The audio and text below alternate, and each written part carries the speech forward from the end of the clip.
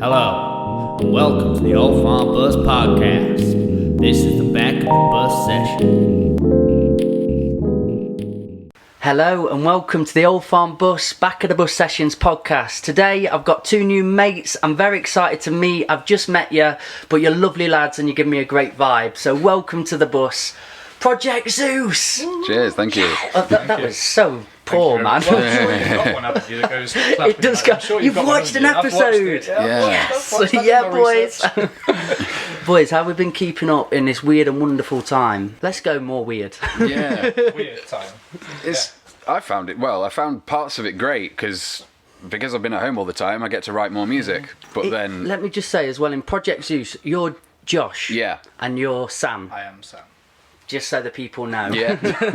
They can go and do their research at home. Yeah. So yeah, Josh, sorry, carry on. We've managed to write a lot more in lockdown than we normally would. But the only thing that's been detrimental for it has been the whole gigging. Like, not having gigs has been a bit of a shame. But Played a gig, have we? It's Project Zeus. no, we gig as Project Zeus. not really. We've done 2 live streams, but we haven't done like an actual show because we only started Project Zeus in September. Well, the first song we released was September. Wow. So You babies. Yeah. Yeah. yeah, I suppose. But How old are you two? I'm 27. I'm 28. Lads. Yeah. 27. Yeah. What's Oh, yeah. happening? Nice. This is Don't new, let the new wrinkles 20. confuse you. What's Yeah. That's that? the new 20. Yeah. So how long have you two known each other then? We've been in. Where did you meet and how did it start? Yeah, a story here, it kind of is. Really story. We've been in bands together for like 10 years. Wow. Yeah. So there was one band that existed when I think we were like at school. College, wasn't it, days? Yeah. Yeah, but before that, there was the Hallertons, wasn't there, that Well, you were in, that you we're going joined. that far back, aren't we? Yeah. Let's go back to the start, Right, lads. so This is that would've before been I was 16 involved. then, probably, then. Yeah, so it's about Let's go back to 12 years Seaman. ago. So yeah. So we had wasn't it? Yeah. So I was in that one. Yeah, And then but you joined that because that was already an existing band, Yeah, and that then was you a joined that, then I joined. Then and then they put an advert out for us. Then they, Advert. yeah, Found Josh this on is Gumtree. it. They found me on a Gumtree advert because I'd just moved to Nottingham, and I thought I didn't really know anyone because I'd lived in Grantham before, and I just moved to Nottingham, and I was like, I'm That gonna is a start. nothing place, really, isn't it, Grantham? It's Yeah, lovely, yeah, like, yeah. a lot of scenery, but Oh, there's nothing to yeah. do. It's very, very I've little. driven through it and Yeah. quickly out of it. Yeah, yeah. And everything's so spread around as well. It's not like you can just walk over to someone's house Bill's house, yeah. because they probably live about 10 miles away. Yeah. It's like that sort of place. But yeah, when I moved to Nottingham anyway, I didn't really have much to do over summer, so I just thought I'm going to join a band. So I found I found this band online that Were were you looking quite for. musical then, prior? Yeah, I'd always been in bands, but like where I was growing up before, there weren't really any bands that were doing the sort of music that I wanted to. well, folk bands. No, a lot of rock and metal. Weirdly, like I'd been in like hardcore bands and done like punk stuff before, but Cool. never again. It was just for fun. Like we didn't really release anything. What were your influences at the time for yourself then? What were you wanting to really pursue? I was more wanting to do like indie, Indie. or with a bit of an electronic twist, because like my whole influence has been the thing that I really like about music is when bands like Pendulum and Chase and Status and The Prodigy and bands like that, who they've got like an electronic dance sound, but they do it all live with like live band and live instruments, and that sort of thing in both a show and on records always just resonated with me. So that's always the sort of thing that I wanted to do. Have you both been to shows like that where you've seen it Oh, live? loads, Yeah, yeah. loads of them. Really? Yeah, We've played them as well. yeah. How does that go, like with the live sound and getting everybody entertained and up? Because when you've got a full setup with your drums and you've got your band together, Yeah. you know, that creates the vibe. But then when you've got all this electronic sound going on, how do you create that vibe? It's hard to get right. Like there's a lot more Sound people. Yeah, there's a lot more Yeah. there's a lot more variables than if you're just doing it with a normal like with just a straight up band with like drums, guitar, bass and vocals and like maybe one keyboard. But with the whole backing track, you like if you're gonna do stuff in a backing track or you're gonna have triggered stuff, then you've got to have your drummer play into a click track and like there's Yeah. I loads. was a drummer, wasn't I? So Yeah, I you- had headphones on and played to a click track quite often. Yeah. You're both very gifted musically. You see, Oh, can you thank both you. play a lot of instruments between you? No. I play drums and I can sing. and a little bit of keyboard. I know where the chords are and what notes are on keyboard or piano. Okay. But technically, I'm not great, but you do the more musical I stuff. can do keyboard and guitar, but actually I can't play drums, which is a shame. Hey. I think I can because Sam, can you I'm just always get a bit doing this. closer But to the mic? Just awesome. That'll be better. Yeah, bring it round, baby. So, sorry, I keep interrupting your wonderful story of how That's you all got right. together. Where were we? Just so damn interested. Yeah. Oh yeah. So that was it. So we were in an indie band called the Wax Dramatic. Yeah.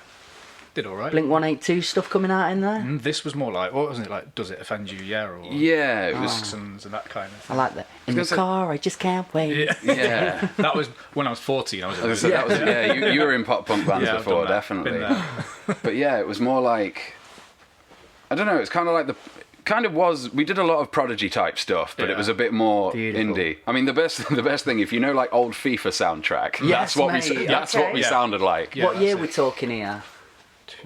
What we were playing For FIFA. Oh, for what, FIFA. what FIFA year? 2000. I'd say like between 2007 and 2013, Yeah. they had that like electronic indie Oh, sound as dude, their yeah. staple. I mean, The they game we still used to kind of rinse was do. 09, wasn't it? We used to rinse 09 at yours. Yeah. On PS2. I again, phones that you could just record with. I don't know if it was a 3310. Yeah. But I used to just put it in front of FIFA and listen to it at school and show it all my mates. I was like, "This is a new song Yeah. out, lads." Bagger. Yeah. Because I had that. Yeah, true. Where's your head? Yeah. at? Oh, Basement Where- Jaxx, where's your yeah. head? Oh Yeah. man, that Banger. gets you pumped every time. Yeah. That is a proper. I think I've uplifting seen Basement Jaxx actually live. Yeah, we've saw seen them them. Festival. Yeah. Was they- it Festival? Yeah. I think it might have been Why Not, or I can't remember where they're at now. But Green Man? No, it was amazing. Yeah, Such they're really good live. incredible sound. Yeah. So, they always have a crazy, an amazing vocalist with them as well. Like they Yeah. always do Yeah, that. they do, don't and they? then they Yeah. make it into a huge performance. Have you ever seen Sleaford Mods live? No. No. Never seen them live, no. That's cool. Are they good live? They're just grungy, hardcore, but again, Yeah. it's got a MacBook in front, Oh, right. having a drink, playing the MacBook. Yeah. To imagine that and see him, just them two together on a huge stage with thousands of people, but making it into a show. Yeah. It takes a lot of doing, but there's definitely can be done. Well, they supported the Prodigy as their like big break, didn't they? Oh yeah, that's Yeah. true. Yeah. I remember seeing them, just thinking like, how like Sleaford Mods on a tour with the Prodigy, like that's just mental. Because I'm from Sleaford, so that's like mental. They're the most grounded fellas ever. They're just Yeah. I know, I dead, met the real, guys. honest, proper talk, and it's like, yeah, just supporting Prodigy. Yeah. Can you do with that? So, are you desperate to get back into live shows? Well, you've never done one together as this, but Not as this, yeah. what were you doing before this? What was your band you were in together? San Junipero. That was the most recent one. There have been a few. There have been other iterations. But yeah. Are you like Bezzes then? Yeah, pretty much. Yeah. Are you we have from been- school together? No, So Josh is from like Sleaford, aren't you? Yeah, college we met. Well, it was just before college. It was in the summer before college because yeah. that's when I joined that band. Gumtree before college. Yeah. Josh from Gumtree. This is it. But didn't you join? Story. Didn't you join through an advert on Yeah. either Gumtree Yeah, as I well? joined that You band joined the original through band. Gumtree, and then we found you through Gumtree. It's quite 'Cause they were a a bu- prolific way of finding band members. Yeah, because they were a bunch of they were I for need to get Gumtree. I didn't know you could get people on it. Yeah. like Free- the odd sofa. free band well, it's member. all Sound Better and Fiverr now. Like there's actual platforms for them for I music. use but- Fiverr a bit. It's Yeah. really good. I got introduced to it about a week or so ago. I was looking down there, and you can really connect with artists Yeah. all over the world. This guy, because I love animation, but I've made film for a long time now and done music videos for lots of people, but animation, I can't wrap my head around it. It's hard. The only yeah. thing I can wrap my head around is like South Park back in the day animation. Oh, with the drawn. And the sort of moving them around and tethering that makes sense to Yeah. me, but the other stuff just doesn't. Yeah. I like a lot of the animation that's on top of real footage now. Like there seems to be quite. Ah, yeah, You've seen yeah, that's good. The it's After literally come out Effects the other type day, was things. it, Gets and Stormzy's new track where it's all kind of animation on top of Yeah. footage. It's so clever. I don't have a clue. How to So do it. some of it's quite easy in terms of it's green screen animation effect they have. So, and I've done it into tracks Yeah. where you can take it off of YouTube. You keyer the green out, and then you put it into the track. I did it on one called Down, and it Right. looked really cool, as if we'd done it, but it felt like cheating, really. But then, It looks good. Don't matter. Yeah, exactly. there's some plugins I bought for Final Cut where it's like a neon effect, and you can draw, but you have to do it every frame. Right. And me and Chrissy, she's an amazing artist, Yeah. Chrissy is, but we just sat there, again, watching a series, Vikings, Yeah. but I'm having a little go, and it took us about probably 2 hours to do a 6-second clip. Wow. You know, because you have to go draw everything, click frame, blank screen, and then you have to try an onion skin and remember what it was before. But it's fun to Sounds do. full on, that does. Just takes time, man. So my attention span would go. Too much time. But if you hear interviews with guys that are doing it like South Park level and that sort of stuff, they say it takes, I think, a whole day to make about 2 seconds of footage sometimes. Yeah, They make them so close. yeah. The Wallace and Gromit one, that was an eye-opener, because that's all claymation, isn't it? I think it said it was like a day per second. I love the look of what they created, though. That was pioneering. You got their own thing. Very unique, wasn't it? There's funny because I love South Park. Yeah, same. Love Massive. all the episodes, watch them back to front. Yeah. There was one yesterday actually I've not seen before. Do you know the one where Butters goes and meets all his other family? In Hawaii. Hawaii, yeah. Mahalo World's card. Dude, I've not seen that one It's a before. great episode. I felt I was a bit trippy then because I was watching like I've seen all these South Park episodes. What is he doing here? Yeah, no, that's one of my favourites actually. Oh man, episodes. I'll it's be watching it again It's now. great. Yeah. But I've seen Trey Parker and Matt Stone where they thought President Trump was going to lose. They had it in their minds. They just built an episode up for Trump losing, and then he wins. So they have to make a new episode in like 3 days, and they manage it. But dude, that's slave labour. But it's they're the two choices. And I think at one point they made one for each outcome, didn't they? Because it's the your giant douche or the turd sandwich, isn't it? That's the choice. So funny. So yeah, that is the option really in America, isn't it? That's what you've hit got. the nail bang on the head. That's why South Park's so good, because they're so close to. It's just satire. It's the truth. Spot on with everything. I really do like, as most people do, like to see themselves more left leaning. I believe I'm compassionate and I've got a heart about me, and I want, like other people, the world to be a better place. But there are times where you've got to question PC culture or just get shift into a strange ideology, and these are the people, and particularly when you're using humour, that's the key. And they can combine it all but still portray a real point. People get confused. Good on you, lads. That's the problem. That's the problem, though, isn't it? With it, I think a lot of jokes nowadays go over people's heads, and people don't understand them, and it kind of gets triggered. You get on to the point of you're confusing what the subject of the joke with the whatever it is, like the point of the joke, the matter of the joke, and when you get to kind of that level and people are not willing to question it, that's when it gets a little bit. I was going to say, it's tricky. a slippery slope to censorship, that, isn't it? I mean, you both seem very that minded, maybe with a political side about you, or you think.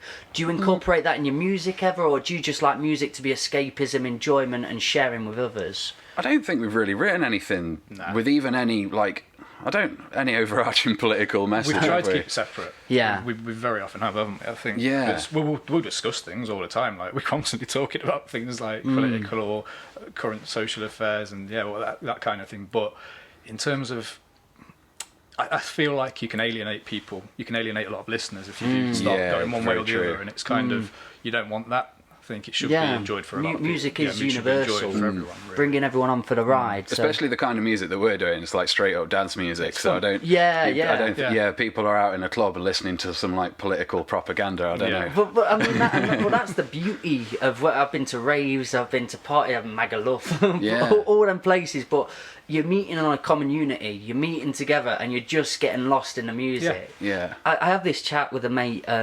Because I love sport and I've played football for a long time. I've done my ACL now, so that's game over. ACL and MCL. Really? Just all went at the same time. On the same day? That was a bad tackle, man. he did not like me. So what is it, sending off? No? Oh, no, not a sending off. We've just been niggling throughout the whole match, and you're giving it some, and I'm really tenacious. My dad was like a semi-pro footballer. And I was really fat kid at school, quite bullied, so I went to rugby. Yeah. But then I kind of wanted to fulfill my dad's shoes of football, and I was never that good, but I had a good attitude. I wouldn't stop. So I just annoyed players to high hell. It's fun. And we played at a decent-ish level, and I just had this absolute crippling tackle, and it just gone. And Corona times, I can't get it stitched back up. I'm not important enough, apparently. No. Non-elite. Not even how much I pay. They're just like, no, you can't. Yeah. Daft. But What was my point in all that? We can start talking about football if you want. We can talk about that. Yeah, definitely. I don't need a point. I just love football.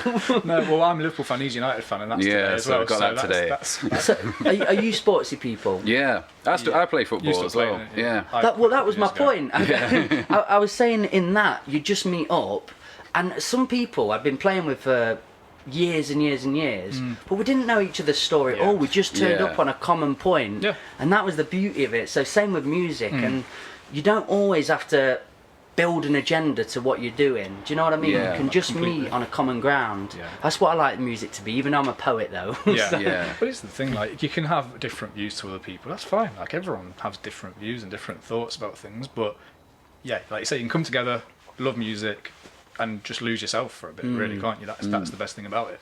Have you got any things in mind of when you've been performing on a stage then, where you just hit a flow, you've had the best night of your life, you come off together, you're hugging? I'm painting a picture now. There's probably a few, to be fair. Yeah. I know there were a few when we were Prism. To be honest, there were a few. There were a few really good ones as Sanji And the Wax Napere. Dramatic as well. Yeah, and Wax Dramatic played some really good ones.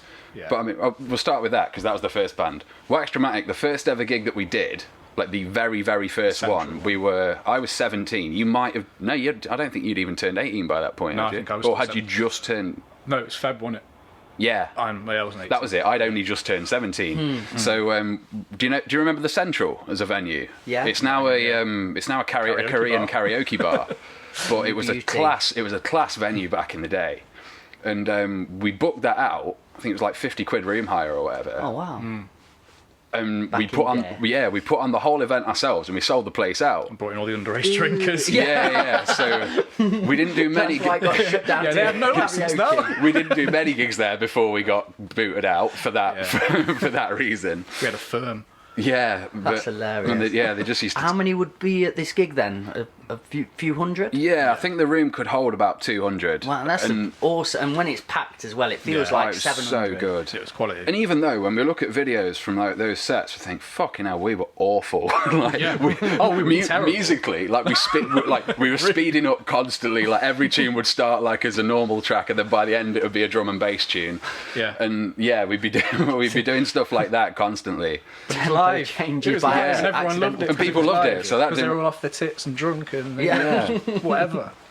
But yeah, so they were kind of like the moments back then because we'd never done that before. So it was like, wow, this is really easy. That's what we used to think at that time. Is this all you have to do in the music industry? And then like we got played to rescue. We got bumped up to like rescue rooms and Splendor and stuff like that. And we're like, okay, this isn't as easy as we. That rescue room This one for isn't me as easy is as the it one was. where that was the maddest one for me. I think. What happened at It was Rescue like our Rooms? fourth gig, wasn't it? Yeah, it we was. Did like It a was battle only of our bands. It was fourth like gig. 3 songs we played at Rescue Rooms, but because it was I think it was the confetti. It was something to do with confetti, wasn't it? At the time.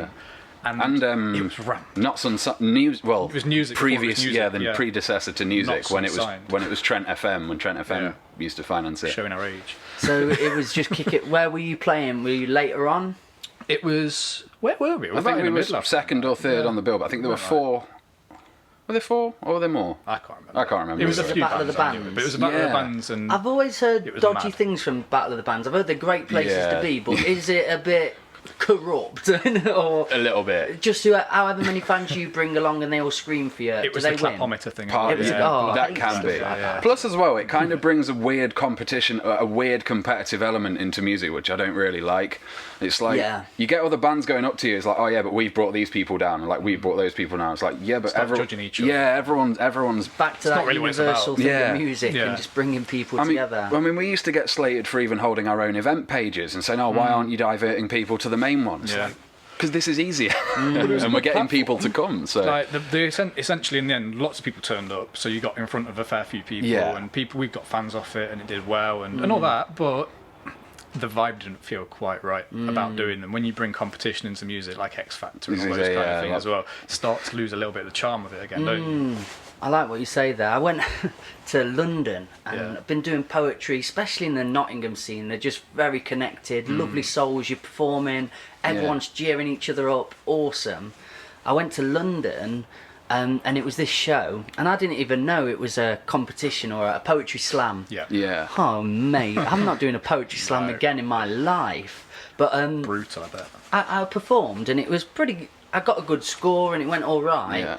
But even just the icky feeling, the dodgy feeling, I'm sat there, and there's this girl come on who's really lovely girl. I've been talking to her, and then she does a poem really deep and inside about like being mistreated, as you can imagine, mental health, really deep, really dark. Deep one, yeah. Somebody else gets up, this comedian guy who was a bit self-absorbed egomaniac fella, and he's like, my dog's bumhole, and then you're like, where's this going? Did he win? Surely. Well, he did like a 10-minute poem on a metaphor about the dog's bumhole and all this like metaphorical bumhole language, and I'm just going, so how are we comparing these? What are we basing this on? The energy and whatever, but how can she bring a similar energy to... It didn't make any sense, so it put me off, and again, it felt like that they were talking in a certain manner, and oh yes, but you don't really know this person, or have you heard of that? And I'm out. I just want to perform. Yeah. I don't really go to many poetry nights now, to be honest. As a poet, I just love expressing and using lyricism, using it as a cathartic tool, but otherwise I've been to a few nights that started to get a bit pretentious in the best way of saying it. Is there any like rap battle element to a poetry slam, like, or is it We go against each other. Yeah, that'd be quality. Yeah, I mean, have you seen Don't Flop? Yeah, I was going to say, is it kind of like they had a rappers versus poets, and a few poets started going into the Don't Flop. Have you seen Mark Grist? I was going to say the Mark Grist one's iconic. I've met Mark Grist a few times now. Been to his shows and had a good chat, and I think it does intersect, because rap stands for rhythm and poetry. I don't know if you knew that, but that's all it is to me. It's just a form of rap, a form of using your language and using your words. So when people try and make this huge distinction, and there's page poetry and there's this and there's this, we can have them discussions, but you don't have to use it to be a dick, essentially. I really rated George the Poet when he was he was huge. Well, when he released that first album about 3 or 4 years ago. He's still going. He's brought a podcast out now. Have you heard it? No, I haven't. It's really clever. Really?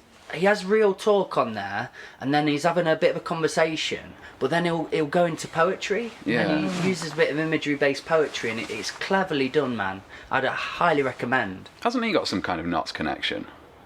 I might be wrong, or did he go uni here? You say or this all the something? time, and I can never think of what it is. They got a connection to Knots. Yeah, I'm sure I heard it. He's passed through one. Probably I've seen him in a taxi. He's definitely seen the A52. It might have just been a gig that he might have just been on tour with someone that I knew, but I met him at because I worked for Leicester City as the poet in residence. Oh yeah. But he went to one of them nights there, and it was amazing. Really? Such a lovely person, so ridiculously talented though.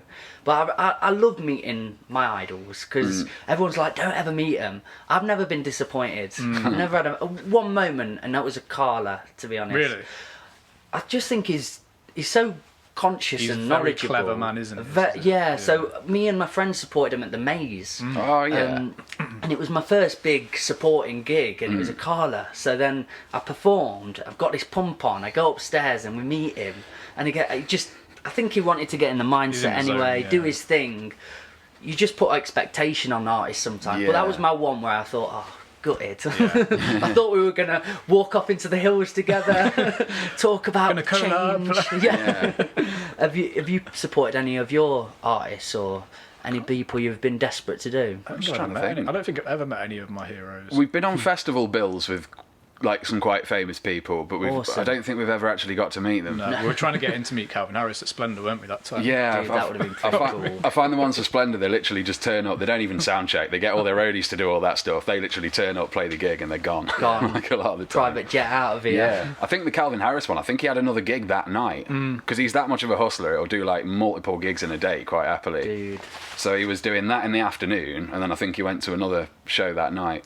He is all And then he over the probably world as well, DJ'd, isn't and he probably DJ'd then through the early hours. So rich. My friend had seen him in he went and had got married in Las Vegas. Oh, he had that residency there, didn't he? The man, crazy one. so cool. Yeah.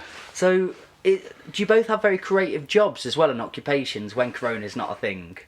I do not. Do No. you- What are you doing with My yourself? I'm still working, actually. To be fair, I've been working from home since last March. Throughout? And, yeah. My job, I'm an underwriter. So my job is basically I lend people money on the phone for cars, Okay. That's what I do. But I interview people with poor credit and try and understand whether I should lend them money and all that kind of thing. So Right. completely, I live like a double life. It's very odd. Do you get people doing you over on or trying to play a certain game with that? You have to spot Yeah, money that's- launderers and all sorts. Yeah, don't that's you? half my job, is try to figure out if they're lying to me or not, or whether they're spinning me this kind of stupid story, and I'm going, none of this makes sense. What are you talking about? But because a lot of people obviously don't think before they do it, so you kind of just go, well, you've just said that, and now you're saying this, Oh, and mate. neither of those things make sense. Do you have to just put the phone down with them? You just have to go until they admit they're lying, or until you go, look, none of this is making sense. You decline. See you later. You're not having finance. Really? Yeah. It's like Have that, you had really. big arguments on phone calls? I've then? had a few, yeah. It's always funny when people are adamant that they're going to get car finance and they're like, I'm going to get this new Audi I am, 10 grand, no problem. And you go, right, I can't do the finance for you. And then that comes as such a shock that they don't know what to do. And one example I'll have for you recently, it didn't happen to me, it happened to one of my mates, but he declined this guy because he couldn't explain his job or something. And the guy, this is what the guy said to him, he went, your mum's tits! Your mum's tits!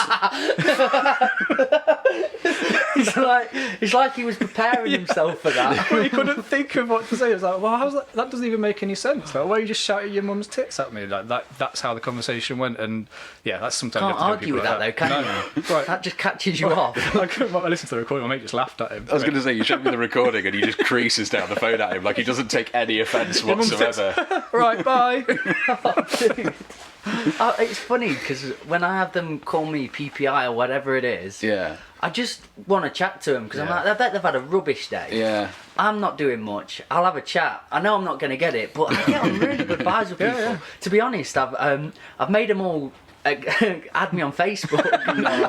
I've run this thing, the Old Farm Bus. Just add us on there, won't you?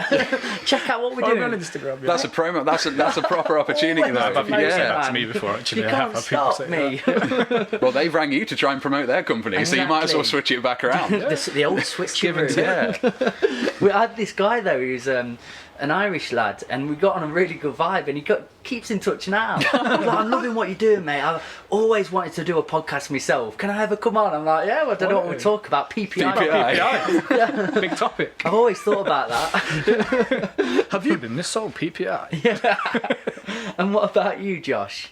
Your Well, my job. No, yours, Josh. Yeah, Come on, Mikey. I work for a company that does corporate events, so it kind of relates to music a little bit in terms of like sound equipment, because there's a lot of sound engineering and like vision stuff and production that I do. But awesome. that's yeah. So it kind It's of pretty does creative, relate then. to yeah. It kind of does relate. Incorporates it. Has that helped you out when you're putting up events and doing things together? In terms of sound engineering, definitely. Yeah. Yeah. I mean, I'm not one of the. I try my best not to like. I know some people are like, oh yeah, I do a bit of sound engineering. If you ever say that to a sound engineer, they'll hate you for the rest of the Don't gig. just do a bit. I don't like.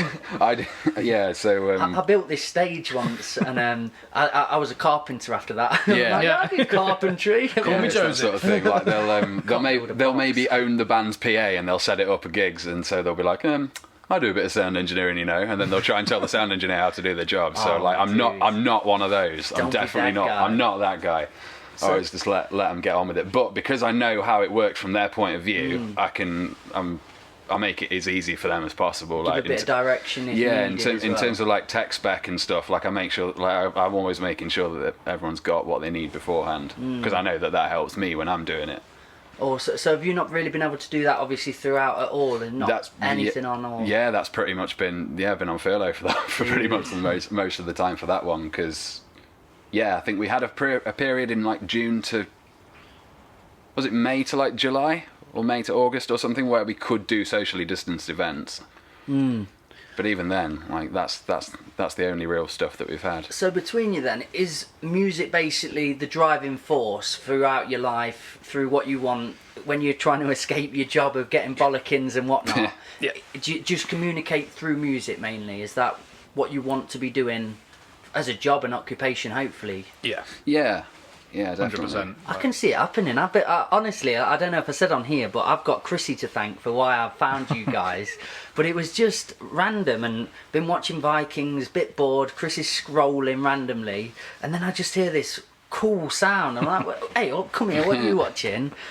watch one video of you and I just think they're quite talented. Start going down, and I've caught myself in this rabbit hole of Project Zeus. It's different what you're about, and what you're doing seems very different, and I'm very excited to see where you're going with it when we're back to normal and what happens. I can see something really blossoming. Oh, cheers. Oh, thank you. 100%. So, and that your plan, are you putting your eggs in all the basket then for Project Zeus? Is this the vision? Yes. Yeah. Yeah, I'd say it is. Like in previous, I think the reason why we've had so many different projects is because the vision's kind of changed, or we've got other people involved, and then they've wanted to, then they've kind of, we've got then a new vision then. But now it's just us two. We have control now. Yeah, we can basically just do whatever we want. Who's the female vocalist you have on? Oh, Tiff. Tiff recently. Yeah. So that was another lockdown opportunity, because one thing that I've been doing in lockdown is basically all these collabs that we're thinking, oh yeah, I'm going to collab with you at some point, I can actually do them now. Yes, yeah. So I can actually, I've actually got time to, because we've got our own studio anyway, so we've had time to be able to get people in the studio. Is it a home studio or is it a studio? Yeah, we've got a proper studio. Lads. Yeah. In Nottingham City Centre. That's the one that we think is in the next room to Motormouth's rehearsal Oh, space. Sure, we've seen him there. In Rodden Hall? Yeah, that's the one. Yeah. Rodden House, Yeah, that's yeah, it. yeah. I used to go there. Do you know Stingray and the J then?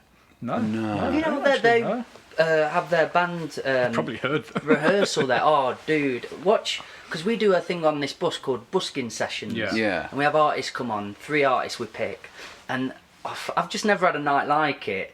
I knew what they were about, but all my mates didn't. And it's this jazzy, funky soul. Oh man, Sick. just the three of them.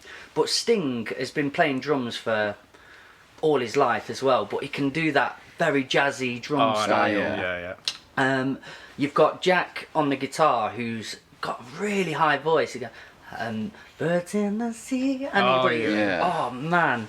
And then they call him Funky L on bass. Yeah. They came down and it just went wild. So after that, I was giving them like free videos and asking if they want to help in any way. But I was always going in and out of Rodden House. Decent. It's huge, isn't it? Yeah, it's Do massive. they get like guest vocalists in quite often? I was one of them. Yeah, because there's a band that there's a band we've heard a few times that fit that description. They're like quite jazzy, quite soul-y, but they've had like Charisma and Juggernaut and people like that with them. I don't think. Oh, might have. Possibly even Liam. We thought it was Liam Bailey at one point as well. We try and pick out who we can hear next door, and we're in there sometimes. Yeah, sure. Right. And then, I remember then the song gets released, and we're like, that one was being played next door. Yeah. What was it? Was it Charisma? The one Charisma, we've definitely heard a Charisma track, and we've like, we've heard them rehearsing that, and Do Nothing as well. They're another one too. Yeah, Just a beautiful creative hub, Nottingham. Yeah, I've been to a really lot is. of cities, a lot of places. When I was on my journey, I had a breakup, lost my mind, and then just started going around the country touring and just doing what I could. But the moment I stepped foot in Nottingham, I just thought, oh, this is home. Yeah. I've got friends here, there's real people, and there just seemed to be this emphasis on wanting everyone to do well. Yeah, and a love for definitely. Nottingham. Yeah. Was that what you experienced when you stepped foot there then? Yeah, 100%. Like where I lived before, there was like the only local music scene was like cover bands that did pubs. Yeah. Like that was it. And you. In the car, I just can't wait. Yeah. And like I never really wanted to do that. I remember just seeing it and just thinking like, it's not really not me at all. But like Nottingham at that point, you had all the grassroots venues. I mean, you've still got a lot of grassroots venues, but then you had the Maze, you had the Central. Running Horse became the Central. Yeah, Running Horse is still. Yeah, there was a Running Horse and the Central. Junction 7 as well. Like you had all these grassroots venues which don't really exist. Did you guys play anymore. the Maze? Yeah, loads of times. Loads. Yeah. So much fun. That was one of them that we used when we were the Wax Dramatic. That's one of them that we used to book out and have our own shows there Oh, really? every now and then. Yeah, we did that a few times. Do you enjoy putting on your own gigs? Is that We did. something? We did at that point, but then when it's the underage times, wasn't it? Yeah, you could they bring started- another underage drink. This is a night out for you. Do you want to come to this gig? Yeah, bring your own booze. Come on. when it's Slide it in. when we started getting to like places where we wanted to do big venues, obviously the room hire was a lot more, and we weren't making money on it. Like the first few that we did, we made quite a bit of we made like quite a bit of profit on. So we thought, yeah, we'll keep doing this. And then as soon as we started actually making a loss on it, we were like, yeah, It's not quite worth it anymore. no. I don't just want to expose you for the rest of my life. Yeah. The amount of gigs you've been asked to play on expose you. I mean, although now we would have probably carried on, because back then, like, I don't know, I think when you're like 17, 18, it's a lot easier to get disheartened with something if it's not going your way every time. But now it's just like, it's not gone my way this time. Fuck it. Next time I'll make sure it does go my way. We've got experience of that, haven't we? Where this was a shit gig, you come off feeling like, you feel terrible, don't you? Yeah. This was awful. Oh, I remember Why do we even bother? And then the next one you do is brilliant. You know? Yeah. So it's just rough and smooth. I remember the death sentence with it was like, when we really, really thought that was when we did this awful gig we did one in Leicester and one in Ripley, actually. I'll come on to the Ripley one in a minute. Ripley, I've told you, we're supposed to make them welcome. I can't even remember the Ripley. I will remember when you start talking about the Ripley one. Yeah. I can't even remember that. But the Leicester, I know exactly where it'll be at. yeah, the Leicester one, Just come a bit closer to the mic, Amber. Awesome. for some reason we were the headliners and we didn't know anyone in Leicester, so it was a bit weird that we were headlining. So all these support bands came and they didn't really bring many people down. And then by the time that we were on, all the support bands had left And with their all of their mates. friends. Oh. So we were playing a gig in a completely different... We were used to playing gigs to like 100 people minimum, sometimes more, crowd going mental. We were playing to the sound engineers. And we travelled to Leicester to do it. And the car ride on the way back, like, was just like, So what are we even doing? Like, it was such I didn't go in the car on the way back, did I? Oh no, I think got train. a lift back with Mark's dad. Yeah, that was it. Yeah. And we were just like, this has been such a reality check. Like, this has been so unbelievably humbling, because we thought everything was like, everything. It was the years before when we played like Splendour and things like that. Yeah, It was like everything- we've done all these great things. And Is it not alright though as a band? Because I've had it, but I'm on my own on the stage with no Yeah. even backing. It's just being up there with my voice. And when when everyone's talking or no one's listening, Yeah.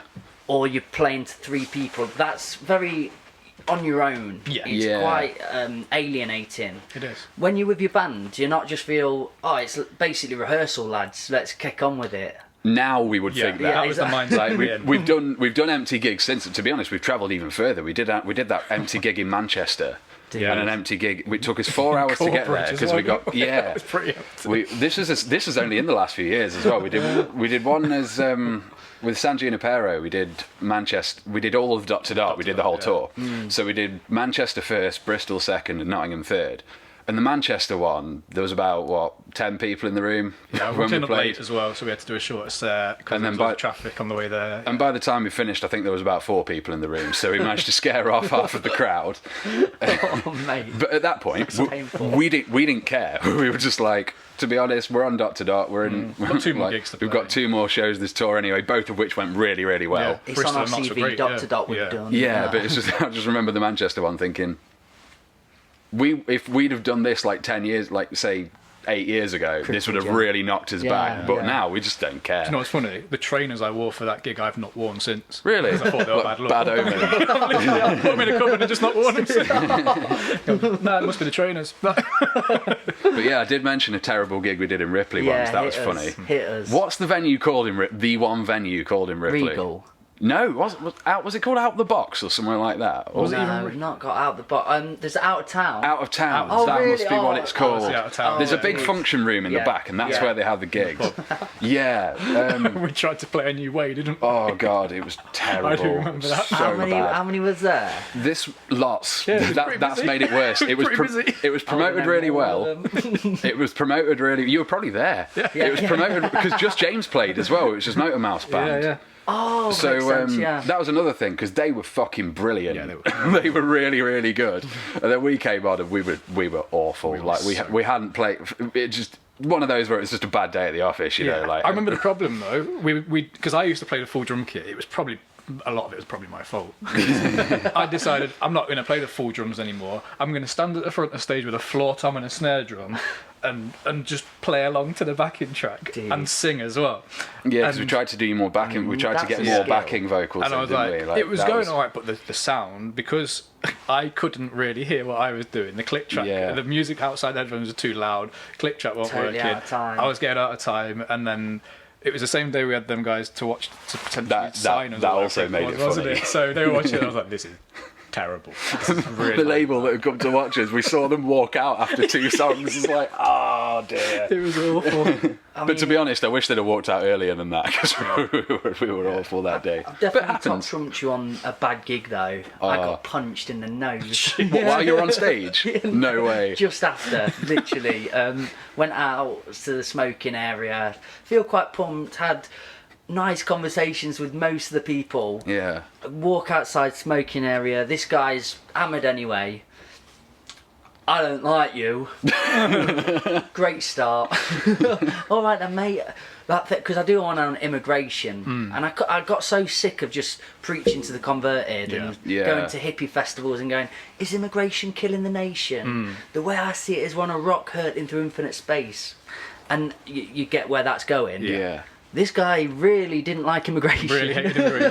Farage in disguise. Come out, I don't like you. And the problem with me is, like the football days, like the Ripley lad days, I've still got that ingrained animalistic nature inherently inside. That red mist can come So out. you kind of go, all right, mate, well, I'm a poet, like, let's keep it calm and just have a good night anyway. And you just trundle over and just give me one. No. And I just looked up, I moved, and I used to be a boxer, and I love boxing, and I just took it and I went, not today. We just started going all over poetry. And then I had to have the drive home though, where I'm talking to myself and like, I'm trying to make a change. I'm trying to promote this love and peace and all that, and I've just had a massive scrap. That felt very demoralising. Yeah. I felt a bit sad from that, but again, you can't. I've learnt 27 now. It's hard to reason with madness, isn't it? Oh, yeah. You can have your thoughts, have your opinions, but I try and wear them like clothes now. I can take them off, I can change them. I'm not married to them and attached. Yeah. Whereas at that point in my career, if you can call it that, I just wanted things to be different. Yeah. Well, you see at that point when you say you're trying to make a change and be a different person, so sometimes you just got to take a step back to go forwards again, haven't you, really? So that was a slight setback, but obviously you spoke to yourself after it, you did what you needed to do, and as long as you're one of those things, conscious isn't and it? aware of your Life. actions and what you're doing, you can always forward from that. Yeah, it's all life. It's those that go through with quite an egotistic perspective and just run around going, no, I'm doing the right thing, the right thing, the right thing. Yeah. And there's times in your artistry where you can listen to people, and if they give you good constructive criticism, so they say, have you thought about this, lads? Like, I really like this sound, but what about this? Yeah. Brilliant, let's take it on, let's grow.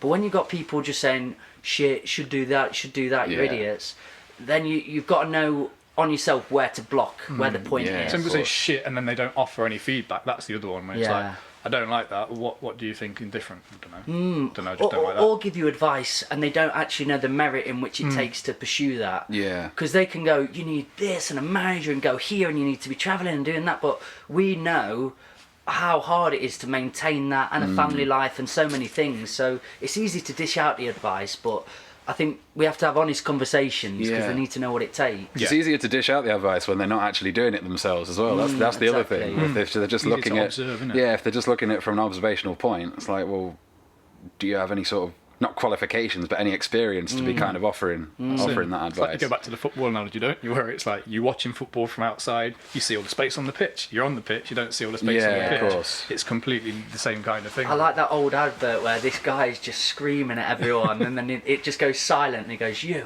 on here. I think Jose Mourinho actually pulled on a It was spectator once. Harry Redknapp. Was it He did it, Redknapp? yeah. There was a Yeah. bloke giving him shit the whole free, brought a guy on to come and he That was scored. cool. And he scored Yeah. as well. He scored in a friendly. I love stuff like that. There's a German team at the minute and they put out a competition, but the winner gets to manage the team for a pre-season friendly. Really? No. That Marine have done that as well. Who? Marine, you know, the one that played Oh, Spurs they- the other day. They They've probably done nicked that the as well. idea. Yeah, I bet they have, So you quite... It's another escapism for you then. You've got music, that's passion. Yeah. Do you share similar escapisms and similar things you're interested in? Yeah. PS5. It's sitcoms, Yeah. TV. Go on, what's your sitcom? Well, we're named after Peep Show. Really? Project Yeah, Zeus. we are. This is how deep. So we've not explained this, have we? Really? No, I don't think. No. This is How how have we got to in the podcast and how we just got deep here? our name gets. So we are called Project Zeus. So it's an episode of Peep Show. Don't quote me on exactly what episode it is. The one where they go to Kettering, isn't it? It's Yeah. that one where he has to present in front of the board. So they're trying to amalgamate sales and marketing on Peep Show, and it's Mark's task to do it. So they create all these different ideas, and then it's called Project Zeus. Is basically That's the name of the project. The amalgamation of Yeah. marketing and sales is called Project Zeus. So it's like we need to do Project Zeus. So essentially, that's where we got the name from. Is from Project Zeus, from Peep Show. But to go even deeper, is our Instagram handle. It's Project Zeus JLB at Project Zeus JLB. Little plug there. Opportunist, I like it. But JLB is the company off Peep Show, so JLB Credit are the company on Peep Show. So that's why I'm with Project Zeus JLB. Imagine when you go famous though, Peep Show Yeah. are going to be all over you lads. Oh, I hope that's so. right. Yeah. Funnily come enough, back. when we were looking for the domain, someone's actually started a business based on the amount on out. Someone's actually started that business from Peep Show. Really? And it's an outsourced marketing and sales, like it's an outsourced sales and marketing agency, and it's called Project Zeus. And I was like, is this even real? Like they've stolen their whole business idea from Peep Show. Dude. Yeah. But I've gone on the Hey, website you've because got I want their not domain. much to say though. You picked it as well. Yeah. Yeah, we can't really say anything. But yeah. Sounds like I need to watch this episode. Yeah. Oh, Peep it's Show, good. Peep Show, Enlightening. if you've not watched it from start to finish at least 3 times, you need to do it at least 3 times. I just love the people that have watched this episode and everyone's like, there's a business in this, there's a band in Yeah. this, there's something out of this. yeah, that's great, but that's one of them. Alan Partridge. Oh, Alan All yeah. Alan Partridge forever. So you're quite dry humour then? Very British. Very British humour. Yeah. Did you watch The Trip? Yeah. That Well, was I've not good. watched all I of the haven't last seen all of series it. of it. But it's one of those, because it's very... I kind of dip in and out of the Trip. Like It's a weird one to yeah, watch, it's an odd isn't one it? to watch, yeah. Is it real? It's not Are they laugh just out loud friends funny that- all yeah. the time. It's quite You're dark just sometimes. smiling, I suppose, yeah. throughout. I'm just doing impressions a lot of the time. Yeah, which are yeah. right. The Doing man in the box. Yeah, man in the box. Cool. Was it Michael Caine impressions? They keep trying to I learned. I think I've got a Michael Caine here. have you? Go on. Shit. Go on, you've got deep breath. You put yourself on the spot now. Michael Caine. I think he talks like that. No, I've done rubbish. Bit now. more of a, there's a bit more of a Michael Yeah, there's a bit Caine. more of a no, growl to more it. over here. Did you do it? I think you There's a smashed bit it. more of a growl to it. Yeah, I think you've got the accent Okay, down, hold but on, yeah, hold maybe on. it needs a bit more It's a bit old. high pitched though, but I mean that's all it's ever going to be, isn't it? Yeah. I'm still waiting for them to drop. All my life. I mean, he's however said old to he is. Michael- Maybe when you're that age, you're. Caine. Michael Caine. Yeah, that's here, better. like Yeah, that. Michael Yeah. Caine. Better. You're only supposed to blow the bloody doors off. I've got me. Hey, you got that? There we go. I've redeemed myself. Is that Cartman? Yeah. Thank God. Bingo. There's something about accents. Again, like I did with you lads, and I went into a rabbit hole of just watching you for about an hour. Yeah. Yeah. I do it with impersonators and people doing Yeah. accents. I love them. Yeah. There's this guy, and he could do 100 in under 3 minutes or something, 2 minutes. Just kept going.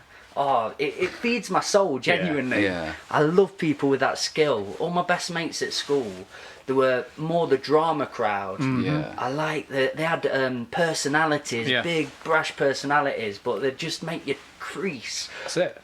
That's the thing. I do it with work at the moment. I have a lot of customers from all around the country, so I speak to them and start trying to do their impression after I've spoken to them. Because I can't do impression, as you've seen really there, but I can do it when I've heard it for a bit and I've Yeah. imitated it. It's, Yeah. when Conor McGregor was going big, Oh, yeah. and he was like, you do fucking know. You'll do not. I'm gonna stop saying it. You'll do not.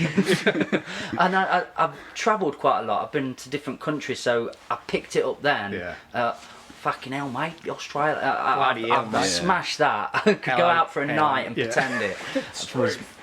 South Africa, there was a guy, we'd always go to this pub and we'd just take the piss out of each other all night. Yeah. And I'd play him and he'd play me. But the problem is he was so good at being British. Yeah. It's like, oh, a cup of tea there. No, gig, because I'm Don't talk like that, mate. more like fighter standard. Green Street, you know what I mean? Fucking dust up. So your sitcoms were Peep Show.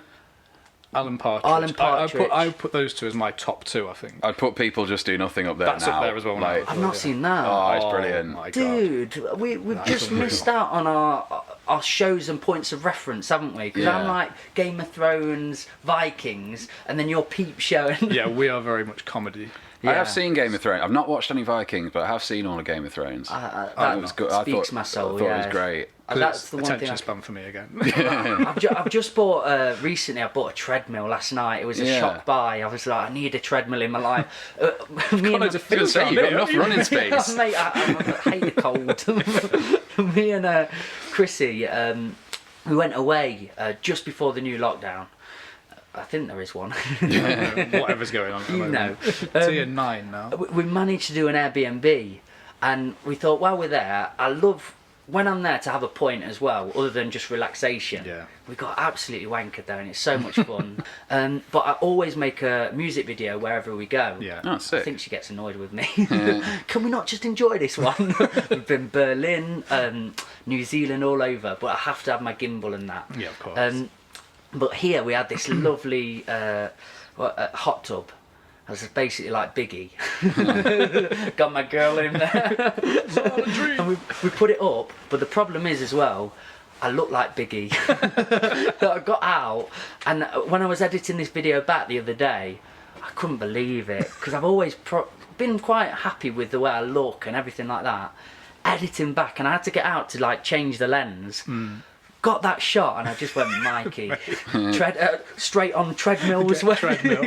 But my plan is now to put it in the living room and just walk and watch things. So sitcoms, films, whatever it is, fill my mind. So I reckon Peep Show's first one then. Peep Show is a good one to start with if you want 9. There's 9 series of Peep Show, so it's quite full on. But they're all only half an hour each. I get up at like 6 in the morning, so by 8 in the morning I've done a season. And it's fairly slow. I mean, the first series is good, but it's a bit slower up until about 2-3, and then season 2, season 3 just starts going daft. It goes, mad stuff starts happening. But what we were saying earlier, people just do nothing, because obviously that's all based around Corrupt FM, who are, you might have seen like Chibuddy G and stuff like that, but they're all like, it's a garage, a pirate radio station.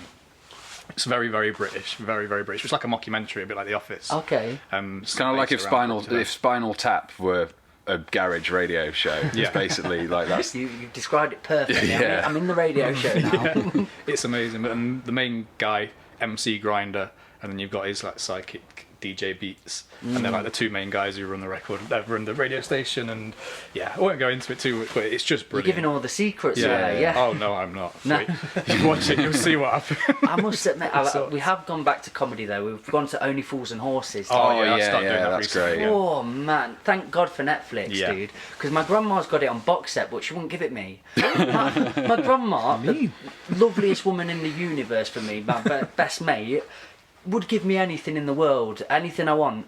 Not the copy of What's the line? It's like, no, fuck off. I'm still practicing my Cockney.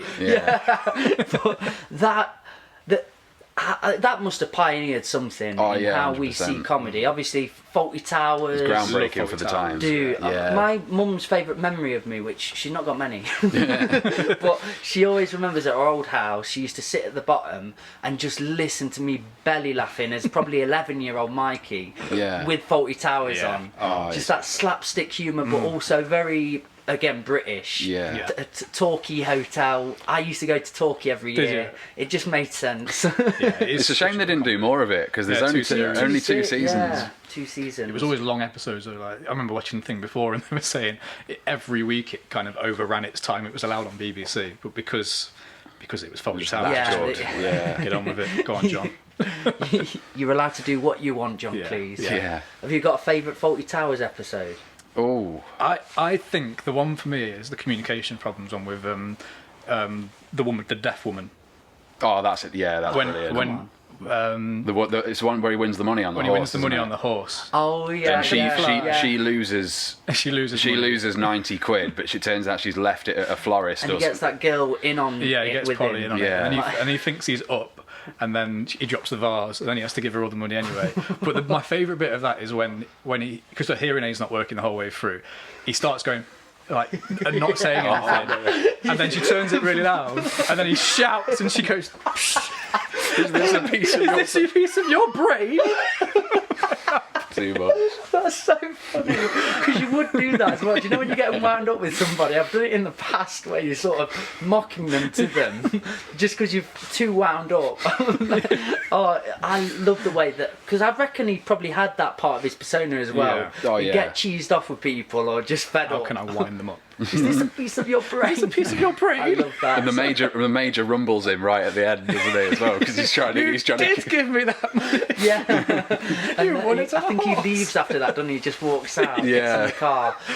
That's possibly one of the funniest scenes of anything for me. Oh, it's brilliant. Is when he gets a branch and starts battering his car. You piece of I'm gonna give you a damn good thrashing. And I don't think I've ever seen anything like that before and after. It was just perfect timing. Yeah. And that's something a lot of British comedians seem to pick up now, is timing, how, that dry sense of humour, but how he timed things to the point. Yeah. Even without that moment, though, the rest of the scene's hilarious because he picks up the wrong dish from the restaurant, doesn't he? And he comes back and he's expecting it to be a really nice meat course, and he just goes and it's a blancmange.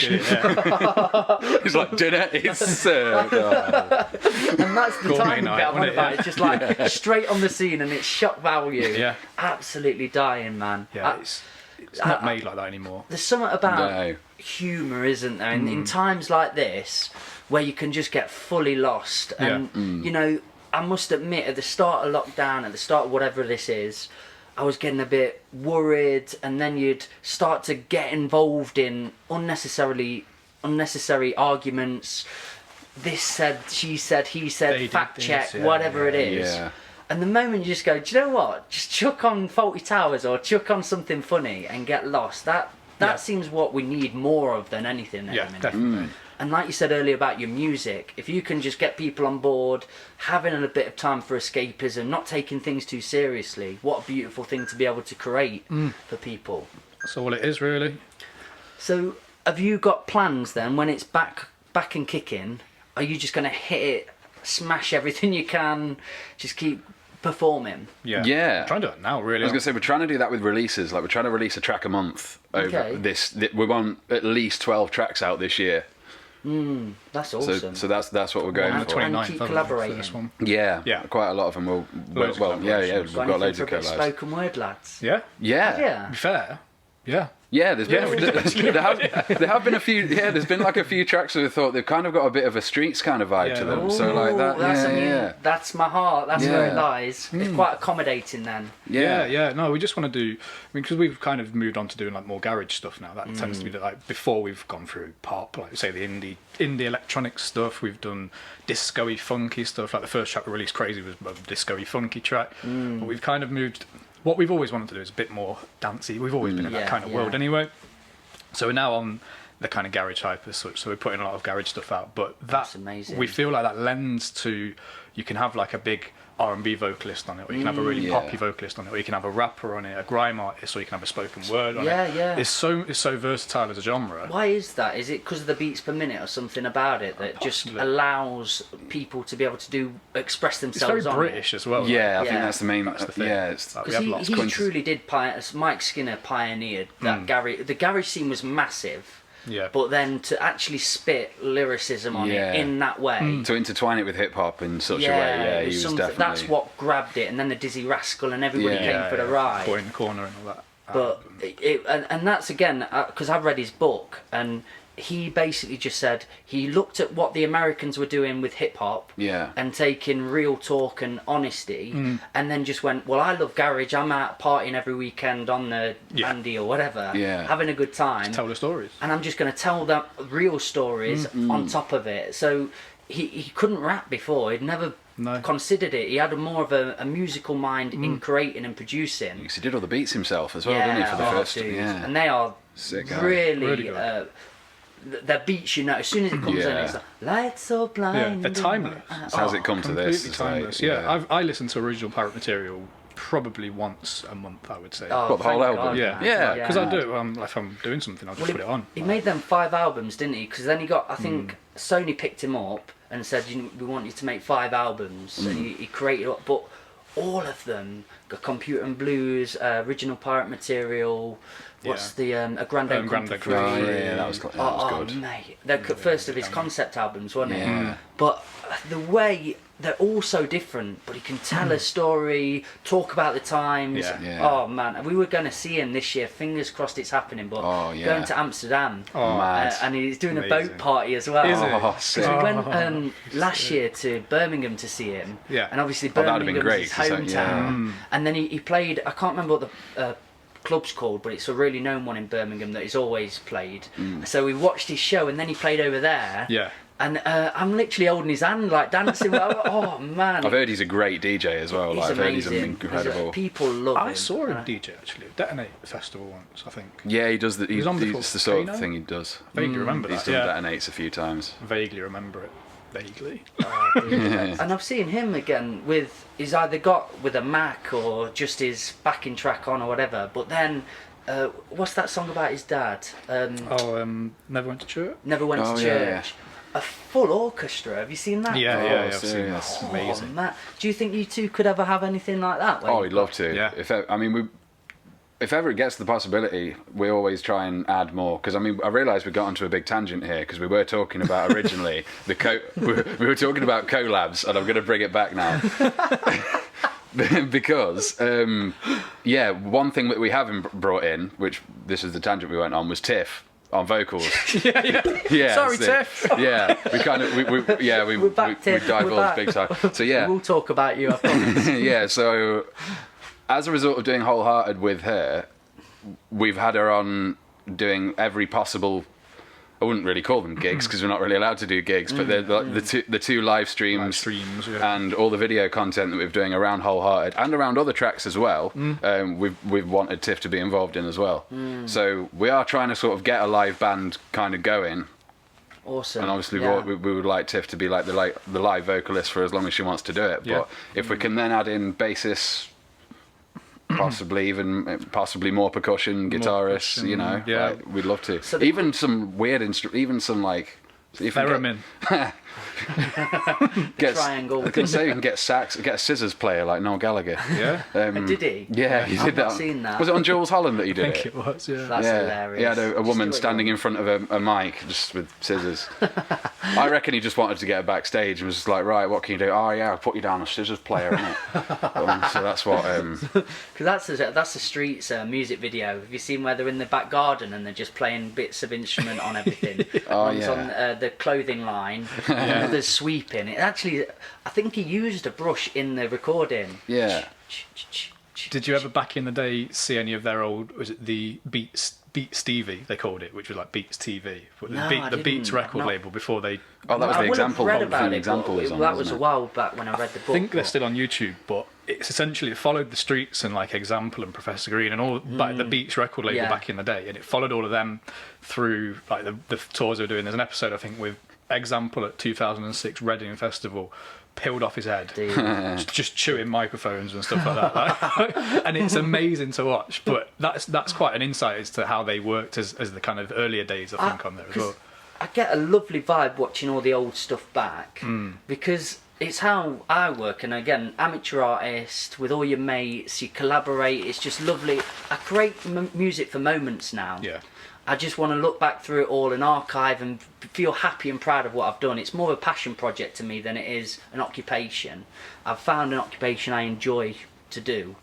But looking at Mike Skinner, and then I'm looking at a video where Example's randomly in it, and you're Yeah. like, oh, cool. Yeah. Oh, Professor Green, what's he Yeah. doing there? Hang on a minute, Scroobius Pip. Yeah. And it turns out back Oh, in the he's day sick. they're all Real just mates, jumping yeah. on each other's tracks, Yeah. having a bit of a cameo in a film. It's so nice to see, Yeah. and it gives you belief and faith in what you're doing. Yeah. It can easily come to tuition. Yeah. Because they've done it, seen it done before.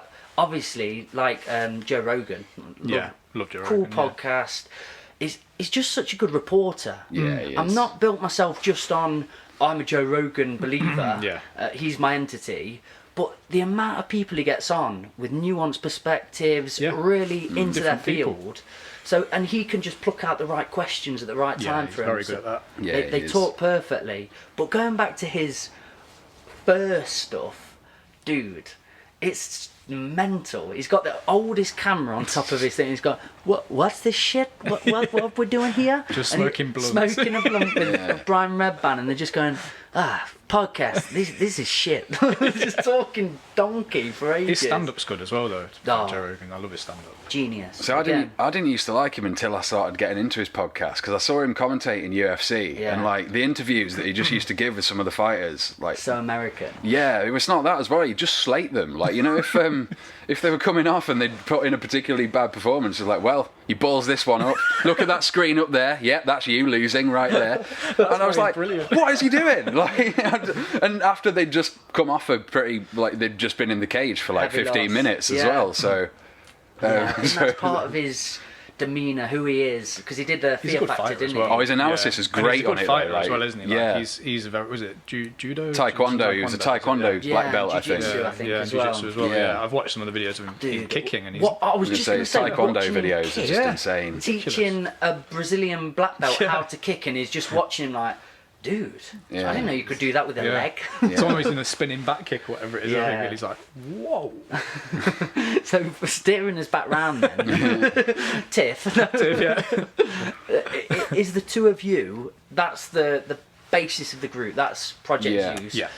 Do you see your shows then being quite collaborative as well? Like bringing on, is the Yeah. spoken word artist, comes up a grime artist, whatever happens. Yeah, Yeah. we'd love it to be like that. We saw Muramasa, didn't we? Yeah. Like, last year, before all this kicked Muramasa, off. did you? Muramasa. Muramasa, yeah. So we saw him last year at Metronome, actually, the new venue in Nottingham, and he did the similar thing, didn't he? Like, kept bringing people Yeah, he brought out like, different all singers every now and vocalists, then. rap, Like he had his whatever. live vocalist, but then he'd Yeah. have. I think even Nayo did come on for I one think song, didn't she? Yeah, I'm pretty sure she did. So Can you imagine though, you're artists, you're headlining this show, but then you got all your mates in the back, Yeah. and then you Quality. go back there later and you're having a drink with them, Yeah. and they're all performed to. Oh mate, I've got goosebumps thinking about it. But So that's this is the one- dream. That's the point of it. Like, Yeah, it. that's That's one thing I like about like hip hop and rap kind of gigs. Like they'll just bring random people out, Yeah, and you won't be yeah. expecting it.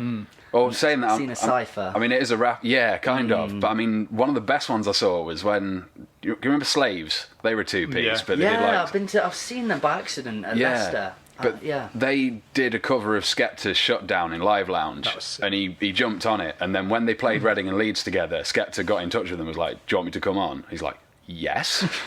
Why are you even asking? Just fucking just do it. And yeah, they would like so Skepta just comes on and does a song with them. Who?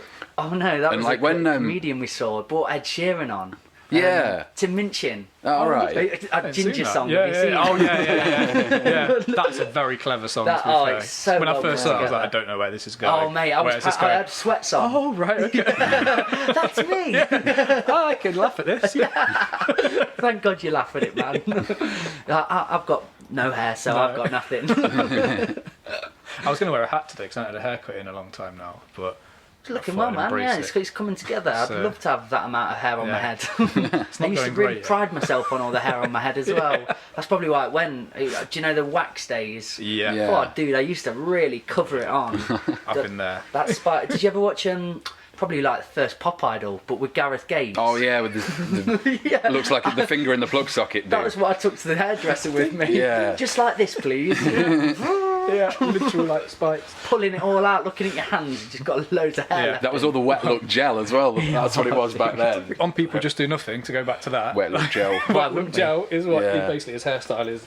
You know when there's just wet look gel all the way the hair down. Yeah, and make yeah. little strips at the front. That's basically his hairstyle. It's brilliant. Oh, mate.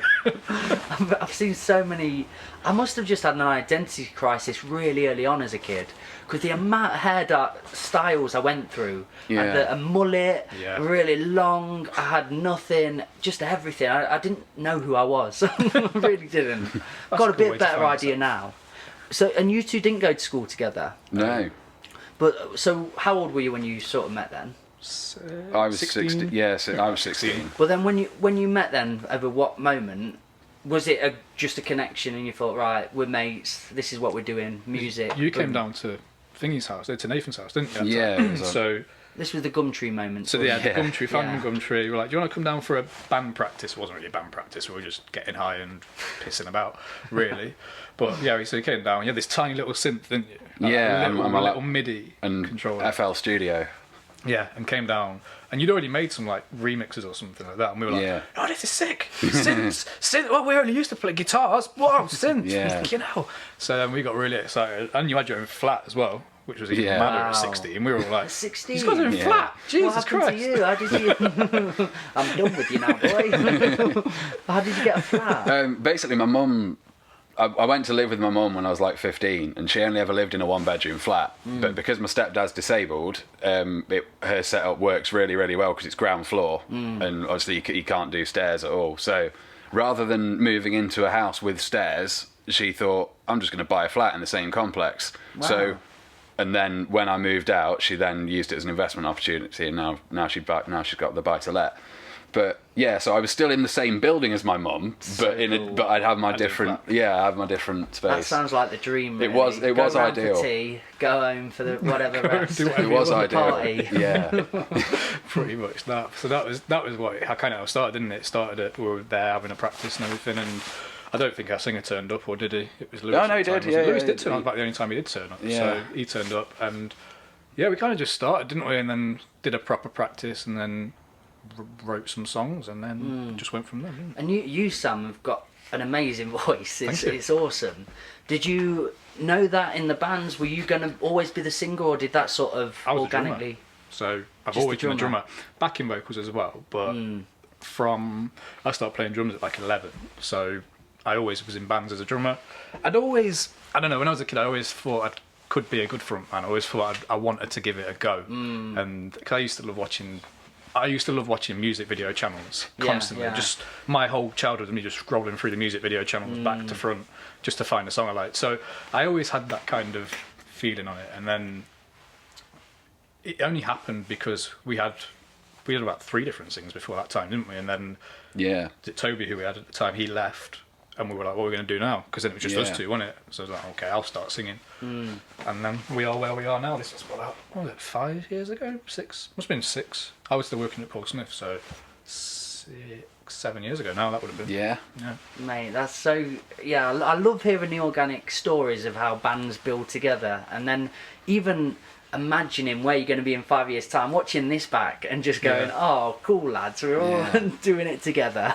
Great nice. So, wicked. We've all got places to be, things to do, what's cracking off. Can you give a bit of an idea for people where to find you, what we've got to expect, what's happening with this lockdown, where they can get in touch to collaborate if they want to then? Yeah.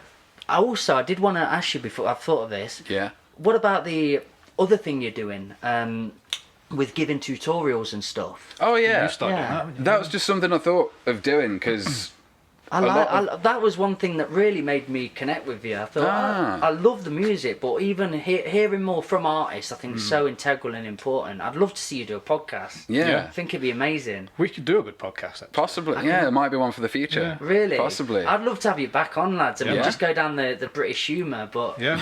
go We could do a forward with review sitcoms. that. We should all just get together and make sure we watch the same episode and just Yeah. go Like a through book it. club, but for Especially with South Park and that. I mean, Yeah. I will talk forever about South Park. South Park. that Podcast. pandemic Let's do special it. itself, to be fair, has got Oh, enough you can God. go into. I love that this. I've just nearly went to the end of a podcast, but we know we're not now because Yeah. we've just got to South Park that episode. The pandemic special. Dude, what did he had to have sex with a pangolin, didn't he? Yeah. Oh yeah. It was a pangolin. It was They said a bat in It wasn't, Wuhan. and then it comes out on the news. It wasn't a bat, and then he's like, "Yes, it was a pangolin." Oh shit! The best is when he's in with all those scientists, and it's like, who would fuck a pangolin? He's like, hey, calm down. Wait, who even is this guy? Because Randy is the guy that always massively fucks it all up. He's been the best character for a long time. Genuinely, Yeah. I think that's my next tattoo is Randy. Randy Marsh. Yeah. I resemble to him so much in so many parts of his life. It's just this, he sees an idea and he has to make it happen. He's got Yeah. a few wishes. He's like, this is happening. This, even Blockbusters. It's Oh, like, yeah, that's yeah, such yeah. an idea. Sharon, we're moving to Blockbuster, Sharon. I think what's interesting with him now is, because obviously Trey Parker and Matt Stone have probably got a lot older now, and they've probably got like kids and family of their own. And Randy's become the main character. Do you reckon now it's because they identify more with that generation, and think now they've that- pushed Randy into the forefront? That's been said by them. Oh, really? I think Ah. when they talk about themselves, they either say, as the kids' characters, we most identify with Stan and Yeah, Kyle. yeah, That's of who course. pretty much. But as I've listened to one of their interviews where they don't do many, do they? But something they said, and they were like, yeah, we want to portray Randy as this character to say our truths, Yeah. but just in a very crazy fashion. Because previously, like you say, it was Stan that they used to sort of. He Do was, that he was their emotional channel, wasn't he? Epiphany for everybody. Oh, the music Preaching. comes in really gentle. It's this big. I've learned something today. Yeah. What do we need to do, guys? Oh, the best bit, my favourite moment of that happening is when he does this amazing speech. The music's all been, That sounds gay. Let's go back to the gay pile. That's way less gay than what he just said. Because they do that. They're great. I've not seen the Book of Mormon yet. We had tickets. To go. We had tickets, last and year, it got. Last year, wasn't it? Yeah. Hopefully, it comes back in 2021 because our tickets will still be valid. Ready, because they're so musical minded as well, aren't they? Yeah. But all their songs and that one, gotta build for a better future. Gotta join hands for tomorrow.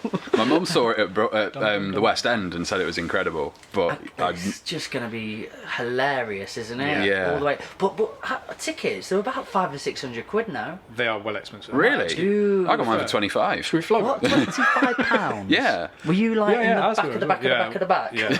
Yeah. No, we've got the best seats in that. We've literally got the front No. balcony.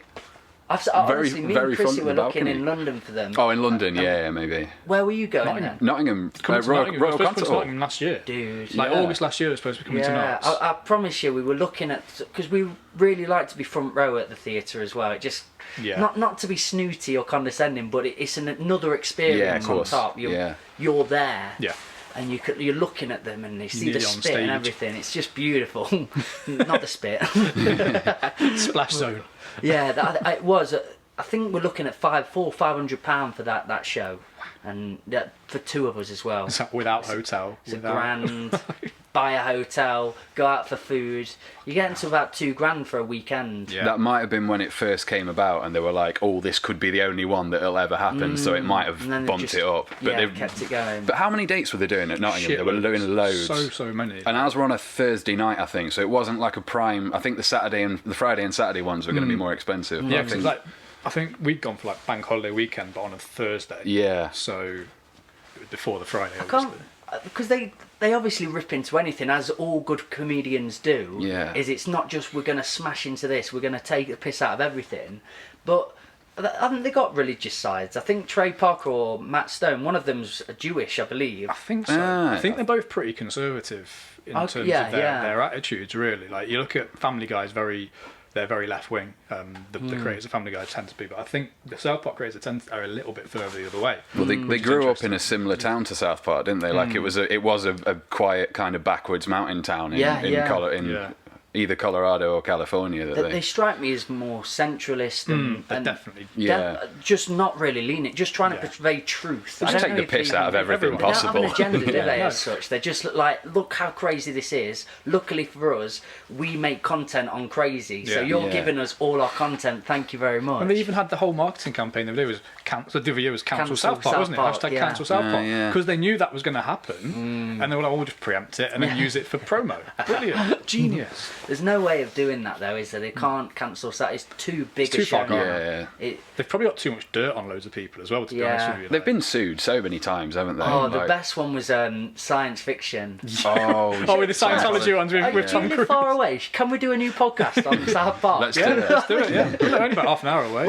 When they bring out episodes, we could just do this every week. Is come together and because the amount of avenues that they go on, I could talk for forever. We go into it and all the metaphors behind each thing that we do and all that. But the genius in that, the fact that they got Stan to stand up and just scream for a minute, sue me, fucking go on then, sue me, and he's literally talking to the organisation that is, and they were we will sue. Oh, we will. We can't do anything about it. No. Yeah. Why can't they though? Because they went in the Because ham South on Park that. have very good lawyers. Yeah, I don't know how they get away with it because I know with the Michael Jackson one, they managed to get away with it by calling him Martin Jefferson. Yeah. And there was some weird slander thing, like even though everything was Michael Jackson, The worst they thing managed to somehow get away with that. for celebrities and artists, they don't realise that they feed off of them getting in touch and being angry with them. Yeah. So they go more in on the ones that have tried to sue them in the past. They'll bring out another episode just to go for it. Tom Cruise, Yeah. because they did Tom Cruise in Tom- the closet, didn't they? Dude. Because they didn't explicitly say he's gay. But he's packing fudge. They put him in a closet, and it's all metaphor. But they do That's how clever they are. But it's the whole R. Kelly piss take as well, because he's a Scientologist, so it tied in Yeah. with that and the trapped in the closet thing that he used to do. Yeah. Tom Cruise comes over, and who flies in? John Travolta and Nicole Kidman. And Nicole's trying to get them all to come out the closet. And then R. Kelly comes in. Just come out and them two walk out pretty happy, but R. Kelly's like limping. Yeah. Dude. We have been on a bit of a journey in this know. podcast. I genuinely, if Project Zeus want to get in touch and just do one on sitcoms, I will. I've got my new treadmill now, so Yeah. I'm happy to do my research and homework on just sitcoms for days. I would be very happy to do We need that. a bit more humour in the world, don't Oh, we? lads? definitely. That's what I'm going to try and fill my time with now. Creative projects I've got. Have you done New Year's resolutions? Is that what? I think I do. I've already forgotten what it was. So no. I don't really do them. I always think like if there's a change that I want to make in my life, I want to do it there. I want to try and do it there and then, rather than wait Let for it the new year. organically come about. I'm Yeah. going to force Yeah, myself to do stuff.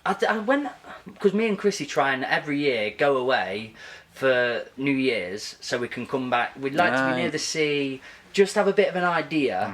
But about 3 years ago we made one where it was every month I want to bring out a film of a music video or whatever. Yeah. I want to bring out a track. And I've managed to maintain that and just keep it up because I love making content. I love creating. It's, like I said, the passion project for me. So I can keep up to date with that and get them ideas. So I've kept that going. But everything else I try and keep a bit elusive. And I'm just like, well, I want to do better. I want to get fitter. But leave it with a bit of a gap. You can work in that. Keep it vague. Yeah. Yeah, I think we've set yourself then. I think we've set goals in like goals for the year, but Yeah, I don't know if I don't think I've ever thought of it as a resolution. I just thought I want to release 12 tracks this year. That's or awesome. I want to release 2 videos a week this year. There's for things example. you want to do. Got any cool music video ideas? Why don't you go for that Skepta one? Do you know where the really shoddy green screen? Have you seen it? No. He's playing. I think it's again a MIDI or something like that. Yeah. Got his Mac there, but I don't know why they did it. I think that it is a spoof. Yeah. But it's a proper song, and they've just put a green screen behind it. But it was clearly like not a proper one. It was crumpled, and he's just flying through towns and cities, and it's just this so badly done. But that'd be quite funny. It I can would. see you doing a spoof. Doing if like you're gonna Grooves do in the Heart. What's that? That's got loads of green. That's got loads of green screen on it, hasn't it? Really? They're just dancing around in front of green I screen. love badly done videos. Yeah. Something epic about it. How cliche and Yeah. just cheesy can we go? But that's the thing now. I mean, the way it's all going, everything lo-fi. Like Yeah, people man. love the kind of lo-fi level of stuff, and the fact that everything's not overproduced. Because I find this when I try and watch American things quite often. I always find them really polished and really pristine, and I spend a fortune doing it. And I'm like, and then I'll watch a British video or even a different country that's not America, and go, this is so much more charming. Like there's a Japanese one that keeps popping up that I keep watching at the moment on YouTube that's just popped up in front of me, and I'm like, the charm of this video compared to like an overproduced rap video in America is loads better. Like it's loads better. I think quantity now is just as important as quality. Like before, all the emphasis would be like, no, you're best off not releasing as much, just releasing one really quality video. But now, I think because everyone's on their phones all the time and because content is just being pumped out by politics. people. Black Lives Matter, jump over here, Corona, but how quickly that can move. Yeah, and I Imagine think what it does to artists. so. If you've got like a really, you can spend ages on a video and think, right, I really, really want to promote this video, and people go, oh, that's nice. When's the next one out? You know what I mean? So at that I've seen point, this now. yeah. So at that point, it's probably better to make more videos and not maybe put all your budget into one. Maybe put your budget into 4. The 4 might not be quite as good as the 1, but you're getting more out of it, and more people will watch overall. I think that's a wise way of seeing yourself, and you just got to know who you are as an artist, what you want out of your art, and how you want to grow. Again, if it's just for fun, do it however you want to do it, promote however. But if you've got now to think of the business side of things and how you're going to start getting gigs and books, I suppose it is having content out that they can all look through, because artists have such a big portfolio, and if you've just got one song that they can go to on Spotify and YouTube, bookers and promoters are just going to look and go, they don't seem like they've got much going on and much to do. So I think content is key at the minute. It's because the industry's changed that much. It used to be, we've had this conversation a lot, haven't we, where it used to be a sense of, you can go, oh, this band's great, they've got loads of fans, they're this, they're that, whatever, to a promoter, to a label. They've got no way of proving anything different, really. Now they go, right, Spotify ain't getting many plays, Instagram, they ain't got many followers, what's the point? But if you then put out a large body of work, it used to be, we've had this conversation in the past with old management and things like that, and it used to be a case of you put one song out, your clock starts ticking, labels see you going, well, they put a song out, it's not really done anything, so what's the point? Now you put loads of music out, one goes big on TikTok, labels want you. Yeah. Like it's like that. It's just you just have to throw so much out nowadays. Flip that back on. Yeah, I think I'm even thinking of booking artists as my own. Like we do a little festival on the farm. So you've got great space for it It's here. awesome. It's so much fun. We called it Maith about 5 years ago. About 50 mates turn up. This year, obviously Corona times, probably about 200. But I remember one of the years when it wasn't Corona times, about 500 or 600, just all over the farm. sick. It was awesome, man. But you do when you've got all your mates. I know Matt's going to bring in Knots and people like that. But when you are looking at Manchester and Leeds and all these people, you're just looking on their Instagrams and their Spotify's. You have to be aware of that. Yeah. And then it's got into a bit of an ugly stage now, hasn't it, though, where you can buy likes, you can buy views, you can buy this. What's the truth? I don't know where I'm at with it. That's why It's all fake news. Oh, we do it all the time, don't we? When we see someone that's like, oh, they've only been about for like 2 weeks. Why have they got 13k followers? And you look on all their posts and they're only getting like 10 or 20 likes or whatever. And it's like, because they bought all those, or it's fake engagement or something like that. There's the ugly truth behind it. So it's just being pretty to it. And I think what you're doing is just perfectly right. You're organic with it. You're bringing out content. You're bringing out different things as well. And it feels honest. It feels real. Hence the reason I wanted you on here today. I just looked at it and thought, they're true to what they're on about and what they're doing. So I just keep on playing that game. Keep on that field. That's the way to do it. So we've got a podcast out of this now. We're going to do it together. We've got a collaboration, guys. We're going to be on Glastonbury soon, I'm sure. Yeah, whenever it's back. Yeah. So where can people find you? Give that little plug. Instagram, Project Zeus JLB. Twitter's Project Zeus Tunes, isn't it? Yeah, I think it is. Facebook's also Project Zeus Tunes. TikTok. Go on our website and it's got links. There we go. Yeah. You made a Oh, website, yeah, we've got a website now. We've got a website. Yeah, we did. ProjectZeus.co. Nice. That's it. Easy. Yeah. ProjectZeus.co. Yeah, that's our new website, and that's got all of our Put it all social in links one to place, it. let them do their Click own the work. icon that you want. You We might can't as do well- everything for everybody, can you? No. Hold your hand all the time. When's this going to go out? Say probably 2 weeks. Not this Friday, the Friday after, I reckon. Oh, great, because we've got a song out that day. Mate, So I was going to say, should we plug that now?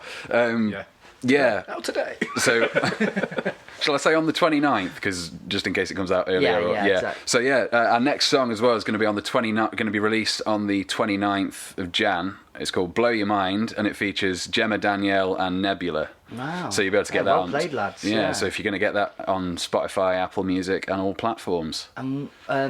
Oh, you just said it. All platforms. Or is it? All platforms. It's like, well, I hope. let's go through every platform there is. I don't even know half of them. Napster. I think it's on that. It is. Well, yeah, we are on Napster. Yeah, we are on Napster. Napster's still going in some respect. Well, that's how I do with the podcast and stuff. I have a distributor. Yeah. But you just click everything. Don't you? Yeah, of course. I have no tactics on it. Distro kids just Like, I smash like it for us. creating, I'll put it on everything. Yeah. Please just give it to everybody. Genuinely, lads, thank you so much for being here. No, thank you. It's been a pleasure. You're lovely, lovely Enjoyed lads, it. and I really do appreciate it.